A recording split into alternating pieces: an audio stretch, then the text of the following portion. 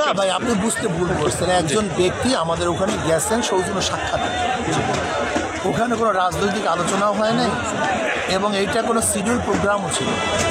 এইটা আমাদের উভয় দলের সম্মতিত প্রোগ্রাম ছিল।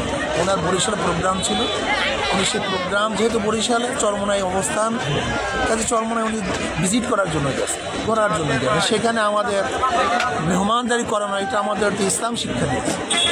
একজন ব্যক্তি যেই হোক কেন তাকে সম্মান করে, ইজ্জত করে, মেহমানদারি করা, এটা তো নবী আলাইহিস সালামের শিক্ষা। কাজে ওখানে রাজনৈতিক কোনো অফিসিয়ালি আলোচনা কথাটা বুঝাতে পারছি। আমরা মনে করি যে দেশের যারা ইসলাম প্রিয়, দেশপ্রেমিক, সবাইকে ঐক্যভাবে কাজ করা উচিত, এটা মনে করি। আমরা তো চেষ্টা করছি, আবার কি করবো, আমরা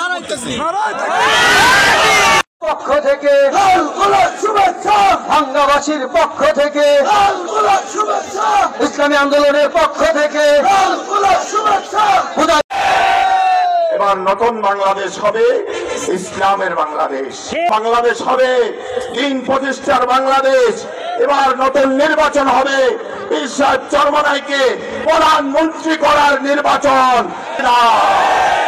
এই জন্য আমাদেরকে কাজ করতে হবে। কিন্তু সেই প্রমাণটা এখন জ্বলন্ত প্রমাণে প্রমাণিত হয়েছে, সেটা হলো 5ই আগস্টের এই বিপ্লবের মাধ্যমে। কথা বলেন ঠিক কিনা? এই বিপ্লব ছিল সাম্য প্রতিষ্ঠার জন্য, বৈষম্য দূর করার জন্য। আজকের এই 53 বছরের সাম্য প্রতিষ্ঠা হলে জুলাইয়ের এই বিপ্লবের কোনো প্রয়োজন বাংলাদেশে ছিল না। কথা বলেন ঠিক কিনা? এই 53 বছরে কখনো কি করা হয়েছে? সাম্য, মানবিক মর্যাদার কথা বলে 71-এর দোহাই দিয়ে বারবার আমাদের উপরে নির্যাতন, নিষ্পীড়নের রোলার চালানো হয়েছে, আমাদেরকে ধ্বংস করে দেওয়া হয়েছে, নামতে দেওয়া হয় নাই, কাজ করতে দেওয়া হয় নাই। আমরা যেন ওই দেশের ভাড়াটিয়া, আর যারা ক্ষমতায় ছিল তারা যেন দেশের মালিক হয়ে বসেছে।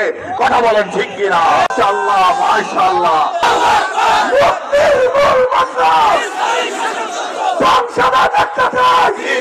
চরমোনাই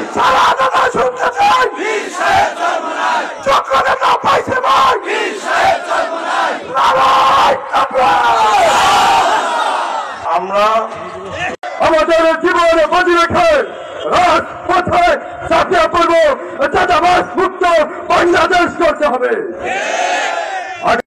কি চা, কাজ কি, তার উদ্দেশ্য কি?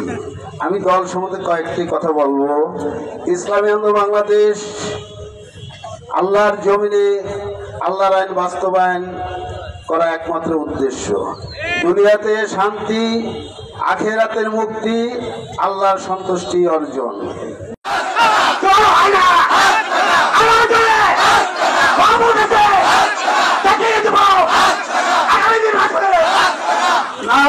দুর্নীতি 5 তারিখে এই দেশ থেকে উৎখাত করে সৎ লোকদের মাধ্যমে শাসন করতে হবে। আগামী শাসন হবে, আগামী দেশ পরিচালিত হবে কোরআন এবং হাদিসের মোতাবেক।